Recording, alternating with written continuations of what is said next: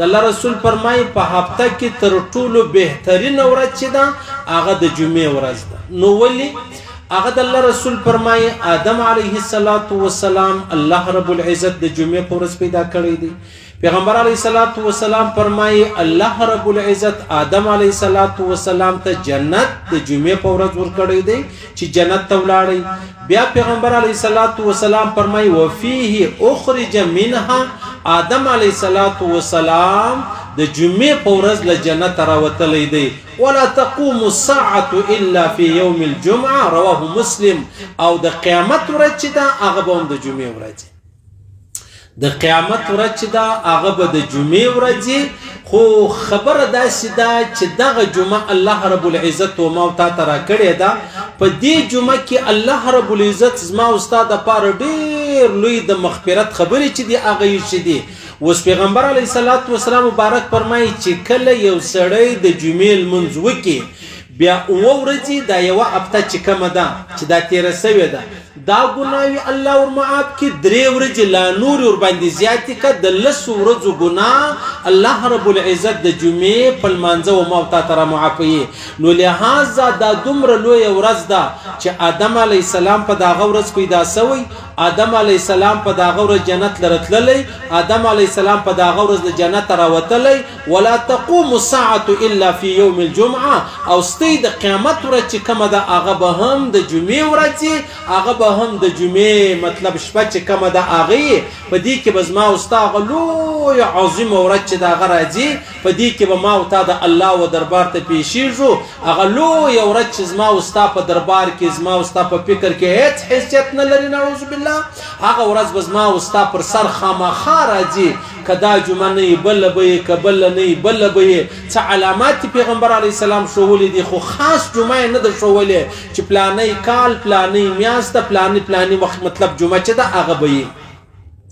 او عجبه خبره ده د پیغمبر علیه السلام فرمایي وی ان یوم الجمعه سید الایام. په دا اوه ورځو کې د هفتې سرداره محترمه معظمه ورځ چې ده هغه د جمعې ده د الله په دربار کې. وهو اعظم عند الله من يوم الاضحى ويوم الفطر. د الله رسول فرمایي د جمعې ورځ د الله په دربار کې د کشني اختر تر ورځې هم محترمه ده او د لوی اختر تر ورځې هم محترمه ده. او بیا پیغمبر علیه السلام فرمایي چې وفيه تقوم الساعه. قیامت چې دی هغه به کله راځي هغه به د جمعې ورځ. یعنی که کم کال و کم میاشته و کم هفته و په هفته کې به د جمعې ورځ خامخا به د جمعې په ورځ قیامت راځي. نو پیغمبر علیه السلام فرمایي ما من ملک مقرب ولا سماء ولا ارض ولا رياح ولا جبال ولا بحر الا هو مشفق من يوم الجمعه.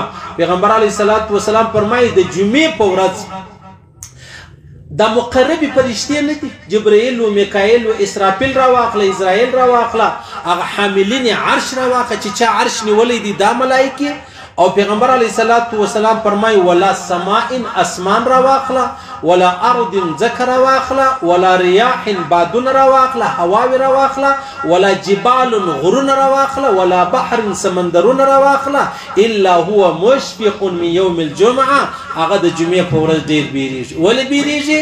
وایي داسې نه وي چې د قیامت ورځ داسې نه وي چې د قیامت ورځ اوس یو انسان او یو جن هغه له دې خبرو نه بیریږي. حتی حیوانان هم په دا ورځ باندې بیریږي چې داسې نه وي چې د جمعې ورځ ده الله رب العزت پر موږ باندې قیامت راولي. اوس په یو سړی وایي چې اشه نو ملایکو ته څه ضرورت دی د بیرې؟ صحیح خبره داسې ده چې ملایکې چې څومره کم مخلوق چې الله ډیر پیژني هغه هغومره جن بیریږي. په تمام کائنات کې محمد رسول الله بلکې تمام انبیا او الله څومره پیژندي انبیا تر دې عام انسانانو مسلمانانو ته الله سره ډیر بیریدل. دلته دا فرشتې هم د الله سره بیریږي. بیا د هغه رقم اسمان هم بیریږي د هغه څه مطلب ځکه هم بیریږي د غر هم بیریږي سمندر هم بیریږي. څه رقم بیریږي؟ دا رقم بیریږي لکه محمد رسول الله فرمایلی دي زما او ستا د محمد رسول الله پر خبره ایمان دی. که ما او تا په دې خبره پوه سو چې د اسمان چیغې وایي نارې وایي هغه مځکه چیغې نارې وایي هغه غر را واخله هغه سمندر را واخله هغه نهرونه را واخله بیا خو نو ما او تا په خپل هم په پوهېږو. بیا د پیغمبر اسلام خبرې ته څه ضرورت دی؟ که ما او تا د مځکې چیغې واورو، که ما او تا د اسمان کوکې واورو، که ما او تا د غرو او د سمندرو او د هواو مطلب بغارې واورو، نو بیا خو د پیغمبر علیه السلام د خبرې ضرورت نشته.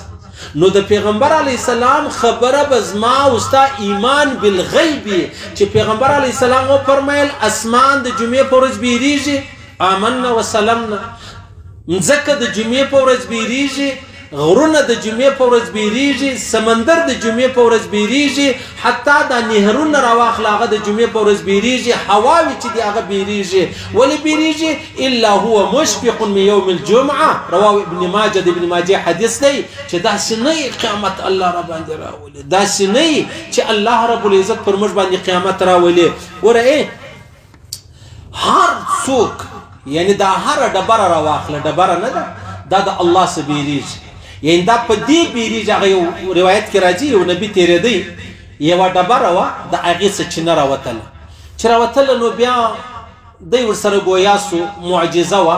ولې پر چش باندې دې ډبرې ژړل د هغه څه دا د دې وښکې رابهېدې، یعنی دا کومې اوبه چې را روانې وې دا یې وښکې وې.